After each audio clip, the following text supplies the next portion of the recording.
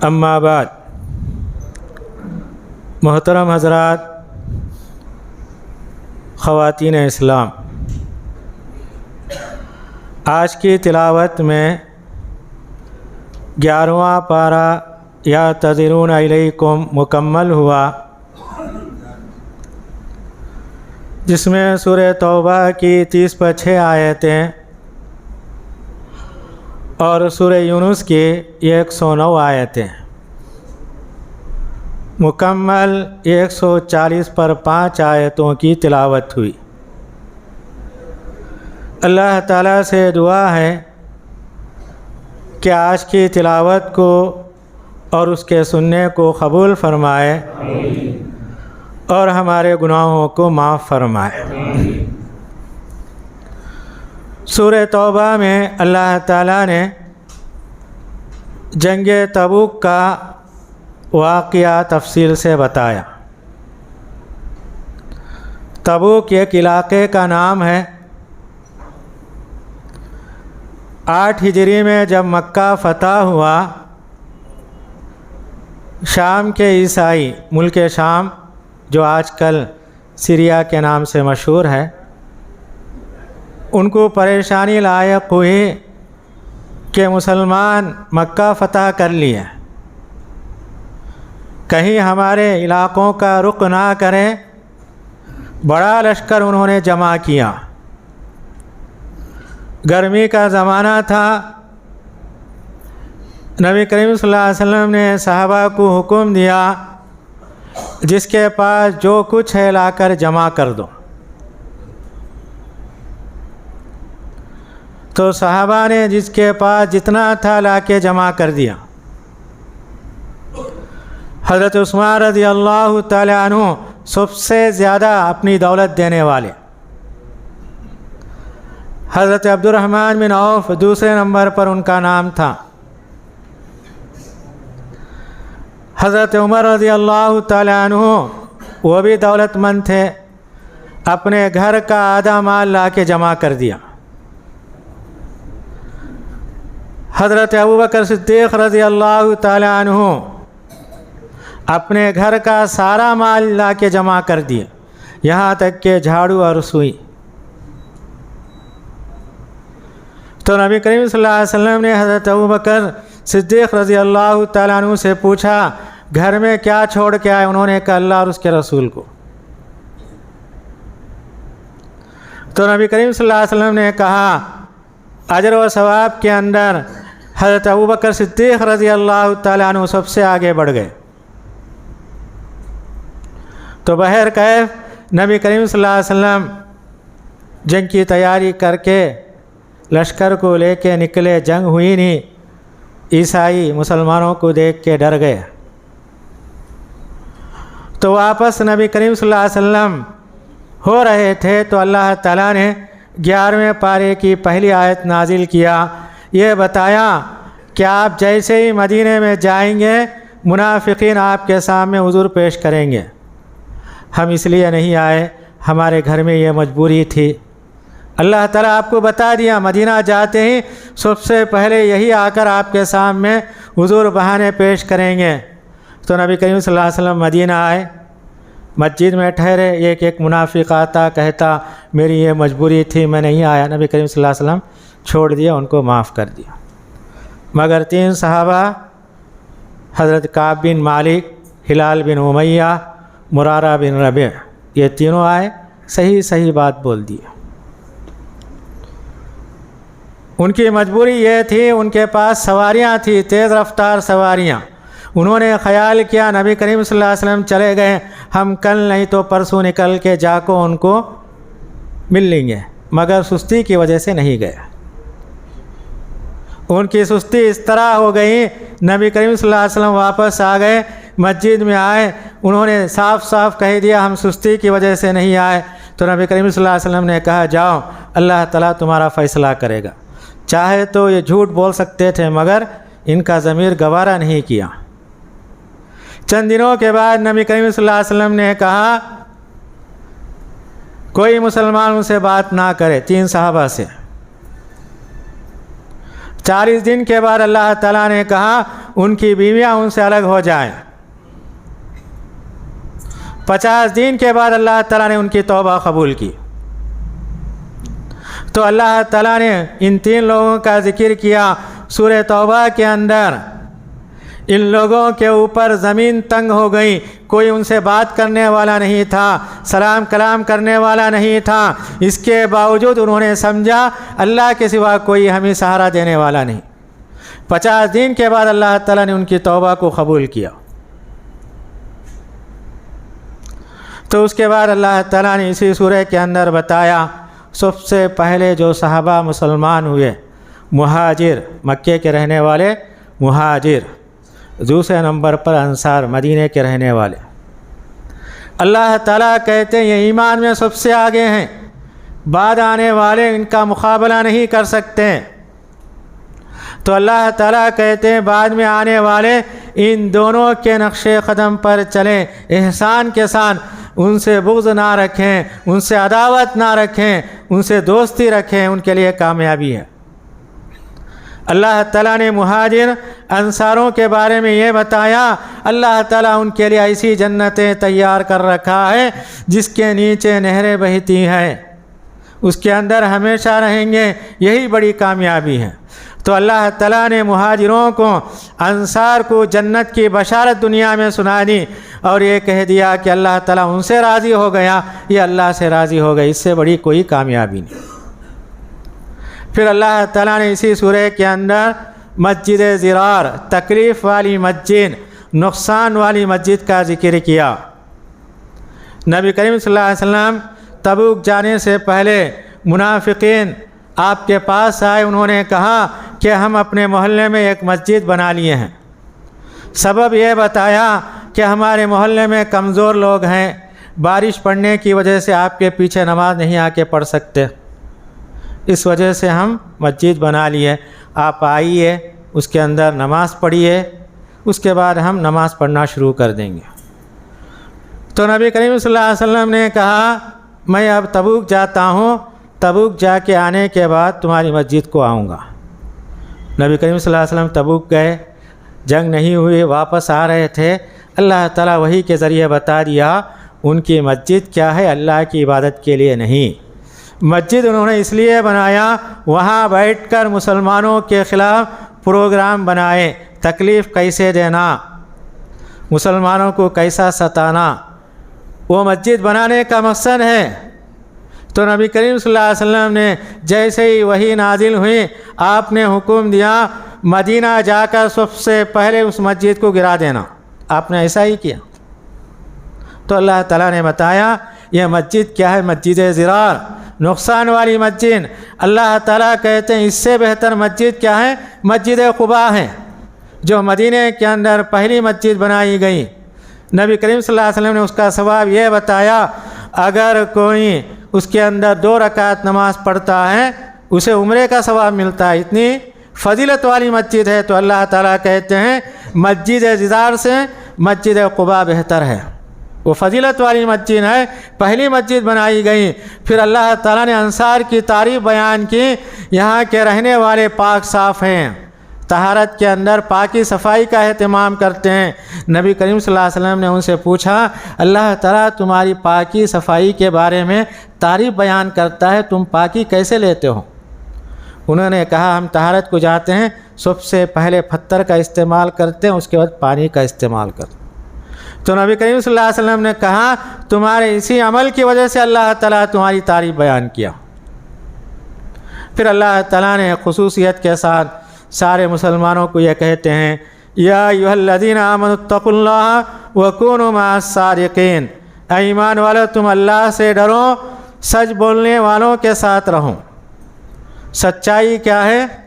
इंसान के लिए नजात है, उसकी ज़िंदगी को संवारने वाली चीज़ क्या है? उसकी ज़ुबान है। तो अल्लाह ताला कहते हैं सच कहो, सच बोलने वालों के साथ रहो, झूठ मत बोलो, झूठ बोलने वालों के साथ रहो कि तुम्हारी बर्बादी है। एक आदमी नबी करीम सल्लल्लाहु अलैहि वसल्लम के पास आता है और कहता है मेरे अंदर 4 बीमारियां, 4 बुराइयां हैं, मैं चोरी करता हूँ, ज़िना करता हूँ, शराब पीता हूँ, झूठ बोलता हूँ। میں نے سنا آپ اچھے پیغمبر ہیں، اگر آپ بولے تو کوئی ایک برائی چھوڑ سکتا، ساری برائیوں کو میرے اندر چھوڑنے کی طاقت نہیں۔ تو نبی کریم صلی اللہ علیہ وسلم نے کہا ٹھیک ہے تیری بات مان لیتا ہوں، میں صرف ایک برائی چھوڑنے کا حکم دیتا ہوں، جھوٹ مت بول۔ وہ خوش ہو گیا، جاتے ہوئے کہنے لگا کتنا اچھا پیغمبر ہے، شراب پینے سے نہیں روکا، زنا کرنے سے نہیں روکا، چوری کرنے سے نہیں روکا، صرف یہ کہہ دیا کہ جھوٹ مت بول، تعریف کرتے ہوئے جاتا ہے۔ رات کا وقت ہوا، چوری کرنے کے لیے نکلا، خیال آیا میں صبح میں نبی کریم صلی اللہ علیہ وسلم کے پاس وعدہ کیا جھوٹ نہیں بولنا، اگر میں چوری کیا تو نبی کریم صلی اللہ علیہ وسلم میرا ہاتھ کاٹ دیں گے، اگر چوری کر کے نہیں کہا تو میں نے آپ سے جو اقرار کیا جھوٹ نہ بولنے کا، میں آپ کے سامنے جھوٹ کہوں گا۔ یہ کہہ کر چوری سے رک جاتا ہے۔ پھر رات ہوتی ہے، شراب پینے کا وقت آتا ہے، نکلتا ہے، پھر سوچتا ہے اگر میں شراب پی لوں تو نبی کریم صلی اللہ علیہ وسلم صبح میں 80 کوڑے ماریں گے، اگر شراب پی کر میں نہیں پیا بولا تو مجھے آپ کے اقرار کی خلاف ورزی کرنا پڑے گا، کیونکہ میں نے آپ سے وعدہ کیا جھوٹ نہیں بولوں گا۔ رات ہوتی ہے، زنا کرنے کے لیے جاتا ہے، پھر سوچتا ہے اگر میں زنا کروں صبح میں نبی کریم صلی اللہ علیہ وسلم مجھے سزا دیں گے، اگر زنا کر کے آپ سے جھوٹ کہوں تو میں آپ سے وعدہ خلافی کرتا ہوں۔ یہ کہہ کر 3 برائیوں سے رات میں رک گیا۔ صبح میں نبی کریم صلی اللہ علیہ وسلم کے پاس آیا، اس نے کہا آپ ایک برائی کے ذریعے مجھ سے 3 برائیوں کو دور کر دیا۔ یہی نبی کی تعلیم تھی، تربیت تھی۔ آپ آنے والے کی بات کو سنتے ہیں، اس کے اندر جو خامی ہے اسے آپ دور کرنے کی کوشش کرتے ہیں۔ اگر ہم ہوتے ہیں تو ہم کہتے تیرے اسلام کی ضرورت نہیں، تو چلا جا، اگر تو مسلمان ہونا ہے ساری برائیاں چھوڑ کے آ، ہم یہ کہہ سکتے تھے، مگر اللہ کے نبی صلی اللہ علیہ وسلم نے ایسا نہیں کیا، کیونکہ آپ پیغمبر تھے، آپ کے پاس اللہ کی وحی آتی، لوگوں کی اصلاح کرنے والے تھے، آپ لوگوں کی برائیوں کو اچھے انداز سے دور کرتے تھے۔ اس کے بعد والی سورت سورہ یونس ہے۔ حضرت یونس علیہ السلام اللہ کے پیغمبر تھے۔ اس سورہ کے اندر اللہ تعالیٰ نے آپ کا واقعہ بیان کیا۔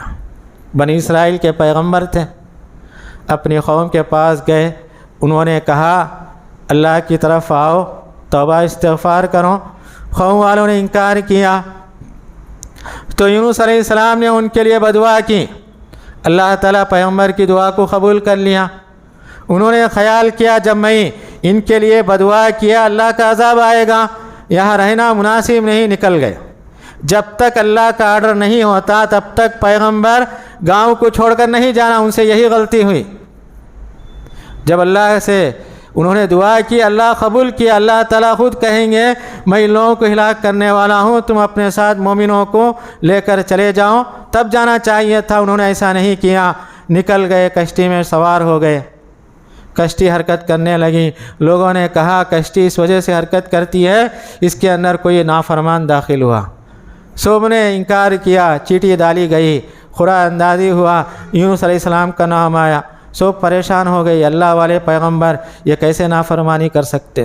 دوبارہ قرآن اندازی کی گئی، آپ کا نام آیا، تیسری مرتبہ قرآن اندازی کی، آپ کا نام آیا، انہوں نے کہا میں اللہ کا نافرمان ہوں، اللہ کا حکم آنے سے پہلے نکل گیا، سمندر میں کود جاتے ہیں، مچھلی نگل جاتی ہے۔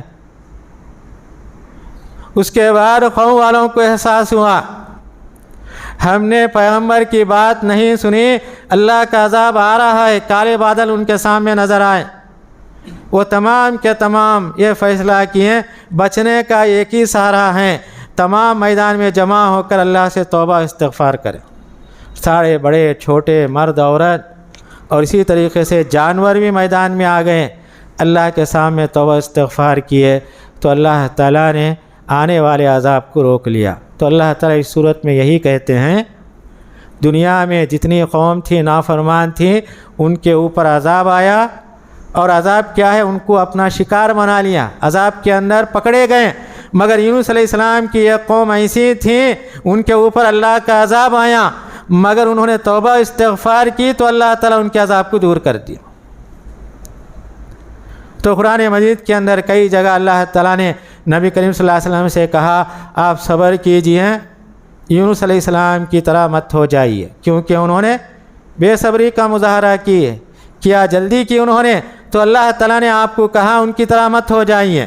ایک حدیث میں نبی کریم صلی اللہ علیہ وسلم کہتے ہیں میں کیا ہے آدم کے بیٹوں کا سردار ہوں قیامت کے دن۔ پھر آپ کہتے ہیں مجھے حضرت یونس علیہ السلام پر فضیلت مت دو، وہ بھی اللہ کے پیغمبر ہیں، ان سے غلطی ہو گئی، مچھلی کے پیٹ میں گئے، انہوں نے لا الہ الا انت سبحانک انی کنت من الظالمین کہا، تو اللہ تعالیٰ انہیں مچھلی کے پیٹ سے باہر نکالا، ان کی غلطی کو معاف کر دیا۔ تو نبی کریم صلی اللہ علیہ وسلم کہتے ہیں میں آدم کے بچوں کا سردار ہوں، مجھے ان کے اوپر فضیلت مت دو، میں بھی اللہ کا بندہ اس کا رسول ہوں۔